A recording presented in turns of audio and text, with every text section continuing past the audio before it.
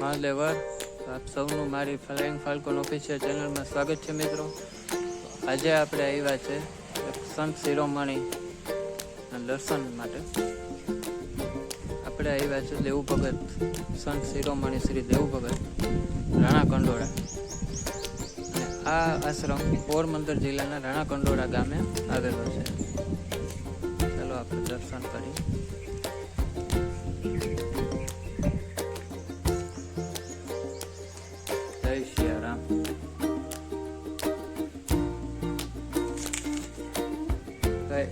આ લાવો બહુ સારો છે. આજે પણ હું દર્શનનો લાભ લઈ શક્યો આશ્રમનો. અને દેવ ભગત તો દેવ ભગત જ છે. બહુ મોટા એવા સંત અને ઘણાના દુઃખ એને મટાડ્યા. કદાચ અહીંયા આશ્રમે આવે પોતાના દુઃખ લઈને માણસો પાછા એ હસતા મોઢે નીકળ્યા છે. અહીંયાના દુઃખ બધા ખેંચી લીધા છે. પોતે ગાય બ્રાહ્મણ લોકોની બહુ સેવા કરતા. અને હાલની તકમાં પણ અહીંયા રાણા કંડોળા ગામમાં બ્રાહ્મણો માટે ને બહારના કોઈ દર્શનાર્થી હોય તો એના માટે બપોરે બ્રહ્મચોર્યાસી ચાલુ જ છે ડેઈલી માટે રોજ, જે એનો પ્રસાદનો લાભ લઈ શકે. સમાજ છે રાણા કંડોળા ગામમાં બ્રહ્મ સમાજ, ત્યાં. અને ગાયત્રી હવન પણ હોય છે સમાજમાં. અને દેવ ભગત એક સંન્યાસી હતા. સાવ નિસ્વાર્થ ભાવની સેવા, કોઈ જાતની મોહ માયા કાંઈ નહીં. એમ નિસ્વાર્થ ભાવ જેને કહે ને કે કોઈ જાતનો સ્વાર્થ જ નહીં કોઈ હારે, એવા સંત છે. અને મેં પોતે હું મારો અનુભવ કહું, મેં પોતે આ આશ્રમમાં દેવ ભગત સાથે સત્સંગનો લાભ બહુ લીધો છે. અને એ મારા જીવનનો એક ગોલ્ડન ટાઈમ છે કે જે મેં અહીંયા આશ્રમે સત્સંગનો લાભ લીધો, દેવ ભગતના દર્શન કર્યા. અને હજી આપણે કરી છીએ અને કરશું જ. પણ એ મારા માટે ગોલ્ડન ચાન્સ કહેવાય કે ગોલ્ડન ટાઈમ કહેવાય. એ મેં મારું જીવનના અમુક સમય કાઢી કે આપણે એમ કહીએ ને કે ભાઈ ગમે ત્યાં આપણે ફરવા વયા જઈએ કે ગમે ત્યાં બેઠા હોય બગીચામાં નાન તેન, એ કદાચ ન થાય ને તો હાલે. પણ આવા મોટા સંત હોય, સાધુ મહાત્મા હોય, મંદિરો છે ભગવાનના હોય, માતાજીના હોય, બરોબર, ત્યાં તો આપણે જવું જ જોઈએ અને દર્શનનો લાભ લેવો જોઈએ. બેસાય, કેમ કે ત્યાંની એક પોઝિટિવ ઉર્જા છે ને ભાઈ, એ તમારું જિંદગી બદલી નાખે એવું હોય. એ દેખાય નહીં કદાચ તમને, પણ એ એનાથી ફેર ઘણો હોય. તમારા જીવનમાં આખું પોઝિટિવ આવી જાય. અનેક લોકોને દુઃખમાંથી બહાર કાઢ્યા દેવ ભગતે. હાલમાં પણ દેવ ભગત અત્યારે તો નથી, કેમ કે 7-8 વર્ષ થયા કદાચ, આશરે કહું હું તમને, એ વૈકુંઠ લોક સીધાવી ગયા છે. પણ દેવ ભગત પરોક્ષ રીતે હજી પણ ઘણા લોકોને મદદરૂપ થાય છે અને ઘણાના દુઃખ હજી પણ મટાડે છે. એટલે દેવ ભગત તો દેવ ભગત જ છે. તેની દેવ ભગતની જીવન કથા, એના માટેની પણ 3-4 બુક બારે પડેલી છે. સંત શ્રી દેવ ભગત રાણા કંડોળા, એની 3-4 બુક બહાર પડી છે. એનું આખું જીવન ચરિત્ર છે. એમાં તો એનું બધું એમાં લખાણ છે કે આવી રીતે હતું બધું. એમ બહુ સારી બુક છે ભાઈ.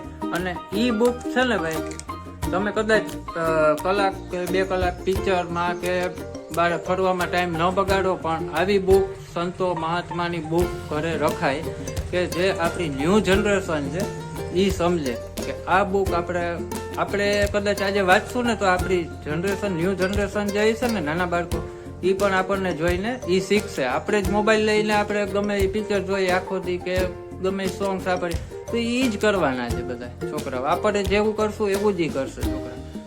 આપણે સાધુ મહાત્માની બુક ઘરમાં હોવી જ જોઈએ. ભાગવત ગીતા હોવી જોઈએ, રામાયણ હોવી જોઈએ, બધું હોવું જોઈએ આપણા ઘરમાં, બરોબર. એટલે એ આપણે વાંચવાનું શરૂ કરવાનું. એટલે આપણા ન્યૂ જનરેશન આવશે ને ભાઈ, એમાં ઘણો ફેર પડશે.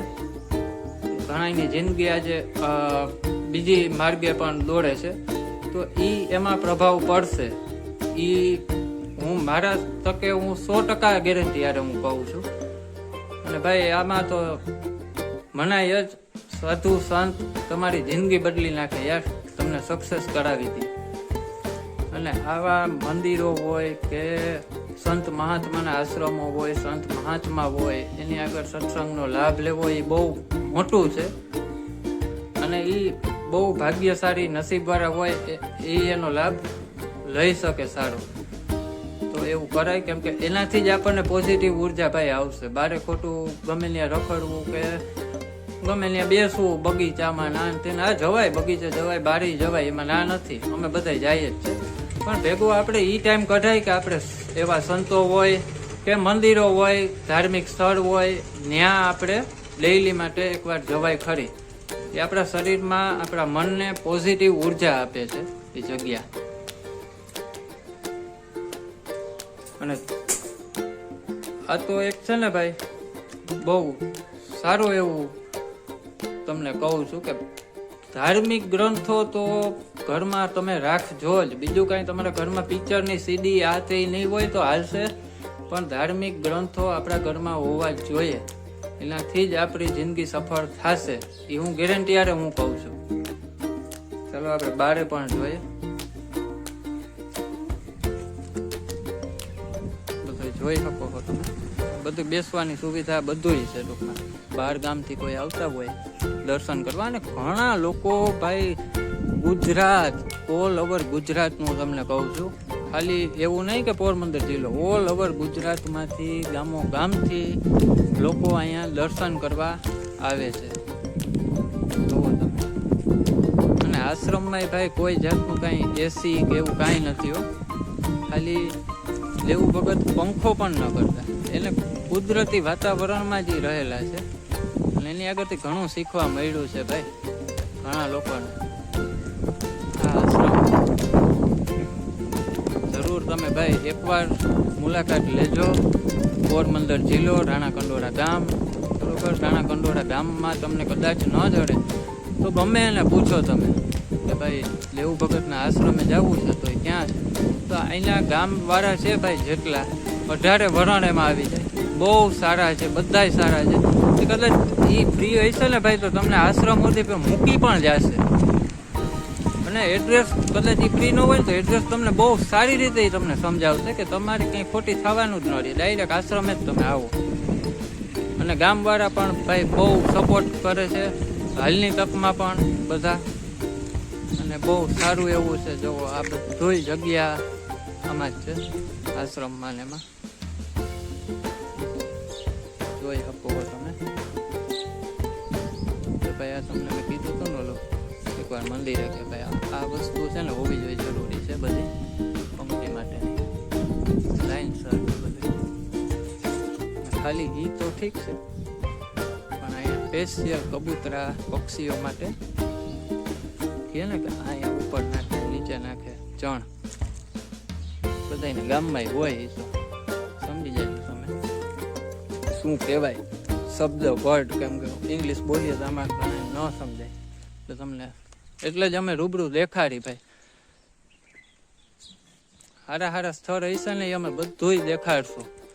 ભર બપોર ઉનાળામાં તડકામાં અમે ભલે હેરાન કદાચ થાય ને ભાઈ તો એ અમારા માટે બહુ સારું રહે કે તમે લોકો આ ઘરે બેઠા લાભ તો લઈ શકશો દર્શનનો.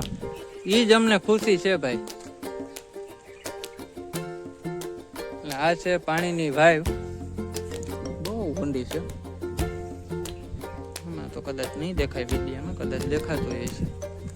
વાવ છે પાણી એટલે આ જોવા બધું આ જગ્યા પણ કદાચ આવું ફેન્સિંગ ને બાંધેલું છે. એટલે મારા મત મુજબ હું કદાચ આઈડિયા મારું ને તો કદાચ બગીચા જેવું કદાચ બનતું હોય છે અહીંયા નાના બાળકો માટે રમવા માટે. બાકી તો એ બને પછી કહા અહીંયા પાછા અત્યારે 1:30 વાગ્યો છે બપોરનો, એટલે કોઈ છે નહીં આશ્રમે. નકર આપણે એને પૂછે જ કે આ શું શું છે અહીંયા જગ્યામાં, અહીંયા કંઈ બનશે કે શું. બહુ વ્યવસ્થિત. જો બારે પાણીનો ગોરો પણ બહુ સારું એવું. અને દેવું ભગતનું કામ બહુ વ્યવસ્થિત અને બહુ સારું હતું. મારા પોતાના અનુભવ છે એટલે હું કહું છું. દેવ ભગત હતા ભાઈ, અને હજી છે જ, હાલની તકમાં પણ દેવ ભગત છે જ. આપણે દિલથી યાદ કરીએ, ગમે એ કામ હોય આપણું અટકાણું હોય, દિલથી યાદ કરીએ ને ભાઈ, એટલે દેવ ભગત કરાવી જ દે છે. આપણે સાચા હોવા જોઈએ, આપણી નીતિ સાચી હોવી જોઈએ ખાસ તો.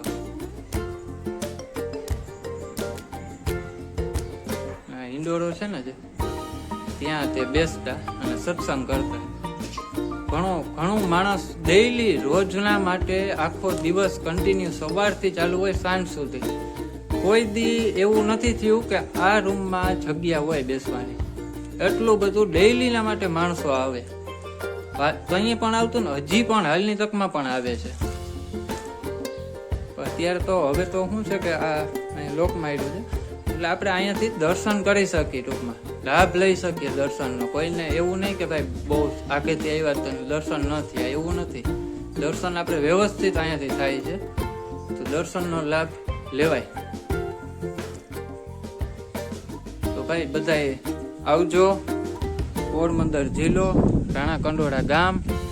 ઘણા લોકો બાર ગામથી પણ આવે જ છે. હજી હાલની તકમાં ડેઈલીના માટે હોય જ છે, ઘણા લોકો આવે છે.